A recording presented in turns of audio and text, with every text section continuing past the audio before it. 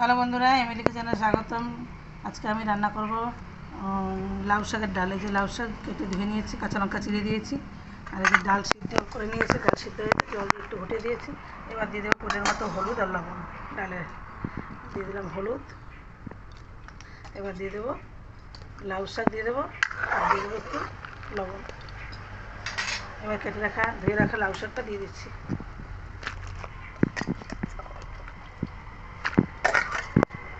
সেদ্ধ হয়ে গেছে, ওই ডালটা সোমবার দিয়ে নেবো, ঢেলে নেবো।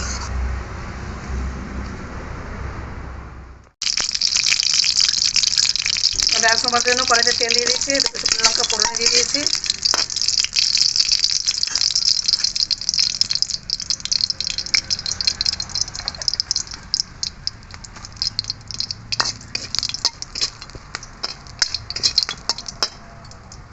ফোড়নে দিয়ে দিচ্ছি শুকনো লঙ্কা। এবার দিয়ে দেবো কালো জিরা। কালো জিরা দিয়ে দিলাম।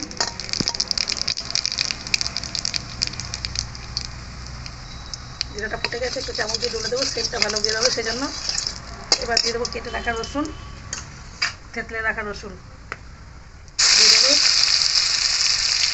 দিয়ে একটু ভাজবো, বেশি তো ভাজবো না, তাহলে জলের গন্ধটা থাকবে না।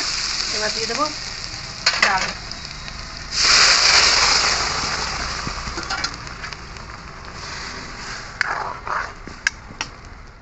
লবণ দেওয়া হয়নি, এখন পরিমাণ মতো লবণ দিয়ে দিচ্ছি।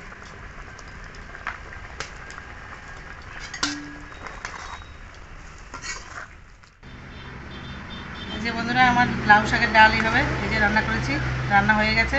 এইভাবে লাউ শাকের ডাল রান্না করলে খেতে কিন্তু খুব ভালো লাগে। আমাদের ঘরে সবাই এইভাবে ডাল রান্না করলে পছন্দ করে।